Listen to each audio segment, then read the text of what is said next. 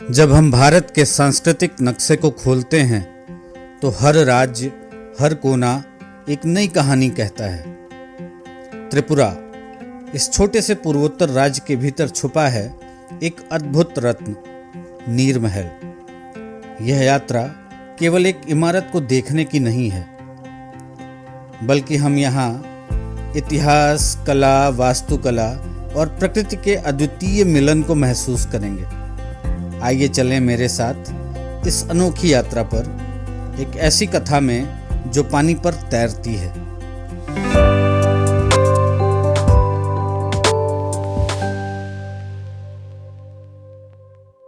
हमारी इस त्रिपुरा की यात्रा में हमने त्रिपुरा की राजधानी अगरतला में उज्जैनता महल और यहाँ पर होने वाली बीटिंग रिट्रीट सेरेमनी को देखा। आज हम अगरतला, जो त्रिपुरा की राजधानी है, यहाँ पर जा रहे हैं नीर महल की यात्रा के लिए। अगरतला त्रिपुरा की राजधानी, यहाँ की सुबह चाय की महक और लोकगीतों की गूंज के साथ जगती है। हम अगरतला से निकलते हैं रुद्र सागर की ओर। लगभग 53 किलोमीटर की ये यात्रा है। रास्ता हरियाली से भरा है, कहीं कहीं हल्की बारिश की बूंदें और चारों ओर लोक जीवन की सहजता। सड़क के दोनों ओर फैले हुए खेत, छोटे गांव, मिट्टी के घर और रास्तों में बच्चों की मुस्कुराहटें, मानो प्रकृति और मानव का सामंजस्य स्वयं हमारा स्वागत कर रहा हो। जैसे जैसे हम रुद्र सागर झील के करीब आते हैं, हवा में नमी बढ़ जाती है और फिर अचानक एक खुला दृश्य, एक विशाल झील, शांत और रहस्यमयी, और उसके मध्य में नजर आता है वह सौंदर्य जिसे हम देखने आए हैं, नीर महल। हमें यहाँ से नाव लेनी होगी, क्योंकि महल तक पहुँचने का एकमात्र मार्ग यही है, जल मार्ग। यह रास्ता ही इस महल की सबसे बड़ी पहचान है। हम नाव पर सवार हो चुके हैं। नाव धीरे धीरे चलती है और हम हर लहर के साथ उस स्वप्न की ओर बढ़ते हैं जिसे नीर महल कहते हैं। झील के बीचों बीच खड़ा है नीर महल, एक महल जो जल पर बना है, लेकिन उसकी नींव इतिहास में धसी हुई है। नीर महल, जल महल, भारत का एकमात्र ऐसा महल जो झील के बीच में स्थित है। इसका निर्माण महाराजा वीर विक्रम किशोर माणिक बहादुर ने 1930 में शुरू करवाया और 1938 में यह बनकर तैयार हुआ। इस महल का उद्देश्य था शाही परिवार के लिए एक ग्रीष्मकालीन विश्राम गृह। लेकिन यह केवल विश्राम का स्थान नहीं बना, यह बना एक सांस्कृतिक केंद्र, एक रचनात्मक चौपाल, एक प्रेरणा की भूमि। महल में कुल 24 कक्ष हैं जो 2 मुख्य भागों में विभाजित हैं। पूर्वी भाग में निवास और पश्चिमी भाग में सांस्कृतिक कार्यक्रमों के लिए प्रांगण। इसकी वास्तुकला में मुगल और राजस्थानी प्रभाव स्पष्ट रूप से दिखते हैं। सफ़ेद और लाल पत्थरों से बनी इसकी दीवारें, मेहराबदार खिड़कियाँ, झरोखे और छतरियाँ इसे एक काव्यात्मक रूप देती हैं। जैसे ही हम महल में प्रवेश करते हैं, लगता है जैसे समय ने यहाँ विश्राम ले लिया हो। हर दीवार, हर गलियारा कुछ कहता है। यहाँ की दीवारों पर सूर्य की किरणें परावर्तित होती हैं और एक स्वर्णिम आभा बिखेरती हैं। खिड़कियों से झील का दृश्य ऐसा लगता है जैसे चित्रकार ने इसे अपनी कल्पना से रचा हो।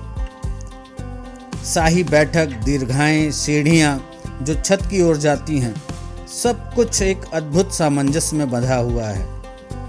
महल की छज्जों पर खड़े होकर जब हम झील की ओर देखते हैं तो लगता है जैसे हम ब्रह्मांड की मध्य रेखा पर खड़े हों, जहां इतिहास, प्रकृति और मानव कल्पना मिलते हैं। नीर महल केवल वास्तुशिल्प का चमत्कार नहीं, यह संस्कृति का एक जीवंत दस्तावेज है। यहाँ कभी संगीत की महफिलें सजती थीं, कविगण अपनी रचनाएं सुनाते थे और नर्तकियाँ जलती मशालों के बीच नृत्य करती थीं। कहते हैं महाराजा वीर विक्रम स्वयं एक कला प्रेमी थे। वे यहाँ आकर संगीत और साहित्य के माध्यम से अपनी आत्मा को पोषण देते थे। नीर महल उनके लिए केवल एक स्थान नहीं, एक साधना स्थल था। यहाँ एक खास जगह है, संगीत दीवान, जहाँ कभी वीणा और तबले की जुगलबंदी होती थी। आज वह स्थान खामोश है, लेकिन यदि ध्यान से सुने तो दीवारों के भीतर अब भी कोई राग बजता है। हर वर्ष जुलाई और अगस्त में जब झील पानी से भर जाती है, तब यहाँ नीर महल जल महोत्सव मनाया जाता है। यह उत्सव न केवल पर्यटकों के लिए आकर्षण है, बल्कि त्रिपुरा की सांस्कृतिक पहचान का प्रतीक है।